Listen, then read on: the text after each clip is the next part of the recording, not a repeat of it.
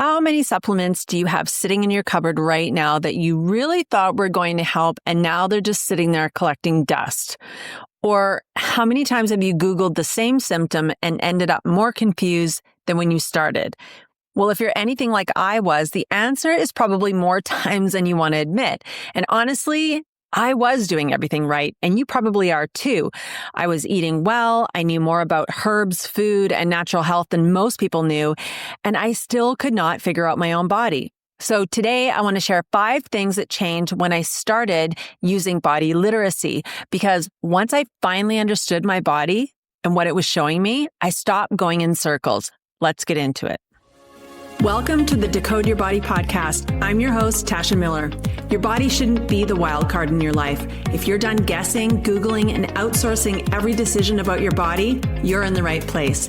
Here, we look at symptoms through body type and pattern recognition so you can start making sense of what your body is actually telling you. This is body literacy, not symptom fixing or another protocol. Let's get into it. In my 20s, I got really serious about natural health. Having babies and not wanting to go to the doctor or use prescriptions, it'll do that to you. Herbalism, homeopathy, nutrition, fitness, natural skincare, you name it. I studied it and I loved it and I still do. But here's what happens when you go deep into that world. You realize how much is out there. It's, there's a herb for this, a remedy for that, a food that helps with one thing and makes another thing worse. And the more I learned, the more overwhelming it actually got, because none of it fit together. It was just pieces. And I just kept collecting pieces all throughout my 20s, 30s, and well into my 40s. But in my late 40s, I was dealing with chronic fatigue, brain fog that made it hard to finish a thought, weight that would not change no matter what I did, and some nutrient deficiency. So I did what I always do. I researched, and every single day I was researching or reading something. I'd try something for a week, maybe 2, maybe a month. Nothing changed, and it would be so frustrating for me. And I just kept going in circles. And honestly, I said, God, show me the right path, because I was so tired of going down tunnels and hitting dead ends, tired of spending money on things that didn't work. And the thing that was probably costing me the most wasn't even the money necessarily. It was the weight of all of it in my brain. Every night, lying there going over what I hadn't figured out yet. And looking back on it now, I think that was probably making the brain fog worse, because I had so much information floating around in my head. But not knowing, that wasn't good enough for me either. And I had to know what was going on in my body and how to make it better. Now, what I couldn't see at the time was how much that was also costing me everywhere else. We don't see these things until we're on the other side, right? Well, in my business, I've always been entrepreneurial. I've always had ideas, but my brain was just scattered. I couldn't get to the place where I could think clearly. Everything felt like it was in there in my brain, but I couldn't pull it all together. You know what I mean? And with my family, I'd get so focused on what I was eating, what I was taking, what routine I was trying next, that it took some of my focus away from them. Not physically, well, technically physically too, but mentally I was somewhere else. And if you've ever been that deep into something that feels like it should have a simple answer, you know how much that can wear on you. So here's what I finally understood. I wasn't missing information, like I had plenty of information. I was like a walking encyclopedia. But what I was missing was a way to read my own body. And those are not the same thing. All those years, I was looking at what worked for other people and trying to make it work for a body I didn't actually understand, which was my own. So, of course, nothing worked for me. And the missing piece was something I had never come across before. I didn't know my body type, and I didn't know that we had patterns of imbalance. And when I say body type, I don't mean the eat for your blood kind, or the endomorph, ectomorph, mesomorph kind, or any of the other mainstream body types you see out there. I've read all those books. This was different because It explained my whole body from a holistic perspective, the physical, mental, and emotional parts and how they work together as a whole, what it looks like when my body is doing well, what it looks like when it's not, what kinds of foods, routines, lifestyles, and environments actually work for me.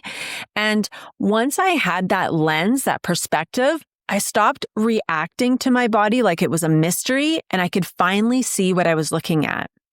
Now, if you don't know, I homeschool my kids, all 6 of them. I homeschooled them all, with the last 2 still here in the nest. And one thing I always tell them when they started learning to read was this: once you learn how to read, your whole world opens up. You can literally learn and do anything and go anywhere in the world when you can learn to read. But if you've taught your children, learning to read is hard.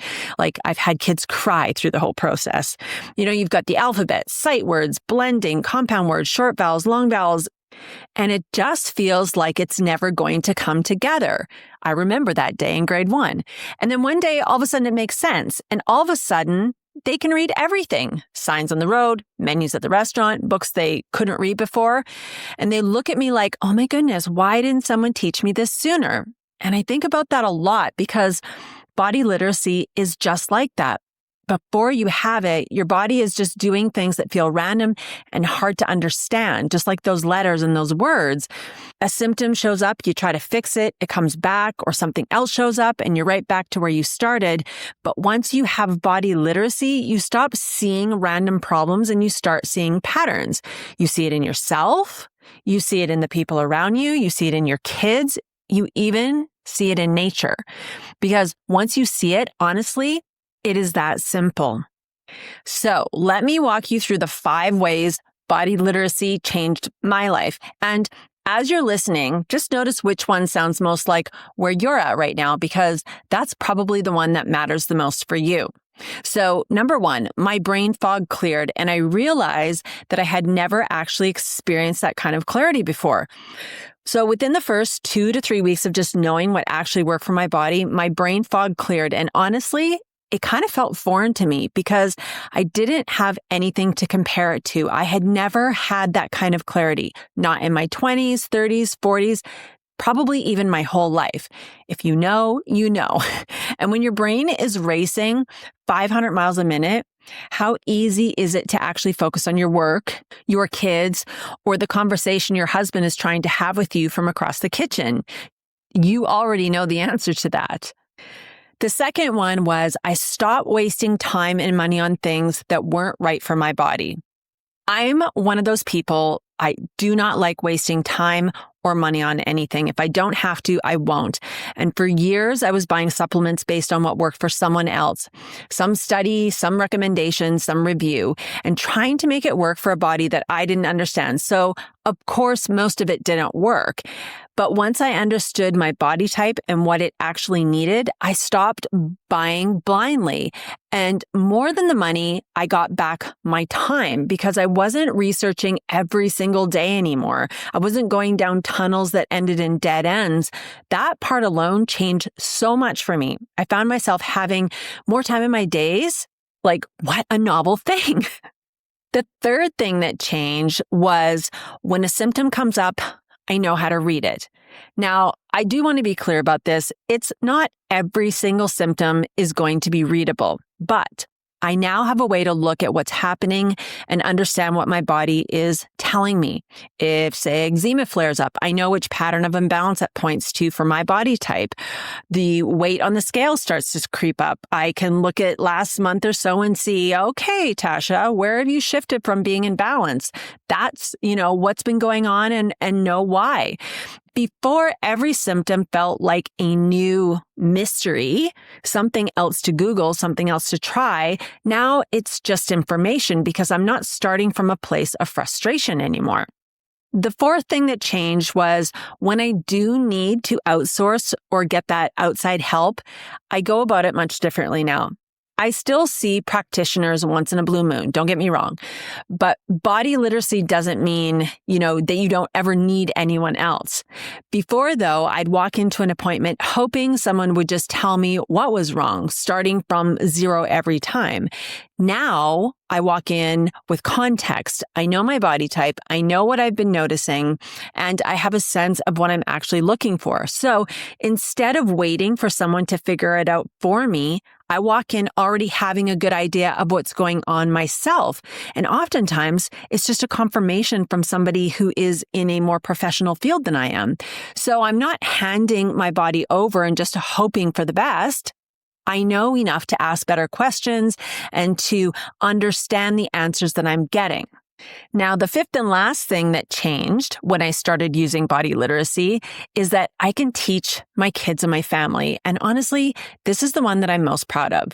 My 9 and 11-year-old, they know their body types. They know what works best for them. And they understand what it looks like and feels like when their body is doing well and what it looks like when it's not.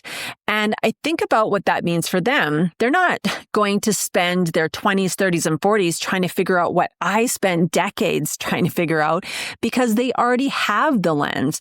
And I think about the women who find this and then just keep, paying it forward to others. And that is the part that is the most life-changing in my opinion, because body literacy for myself isn't just about me anymore. It can help others too. Now, there is a version of you who doesn't lie awake at night thinking about your symptoms, who doesn't open a new browser tab to Google what might be going on, and who isn't spending money on things that don't fit her body.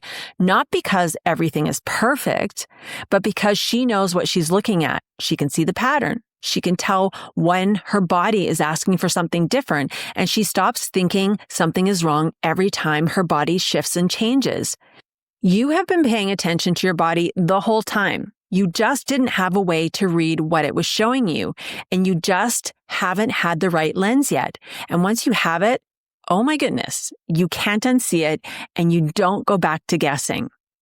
So if you've been listening to this and thinking, yes, I want that. I want to stop going in circles. I want to stop trying things that don't fit my body.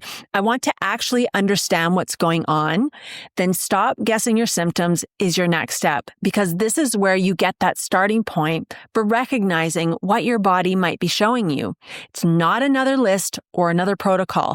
This is where you start recognizing your body type and the pattern that your body might be in right now and why the same things keep coming up. It's opening up soon, so you can get on the early access list at tashamiller.co/stop guessing your symptoms. And if you're tired of guessing, this is the place to start. I will see you back here next week.